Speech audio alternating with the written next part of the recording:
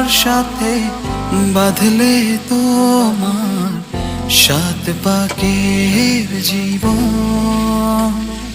ও দুহাত ভরে সাজাবো তোমায় দেবীর মতো শুনিব।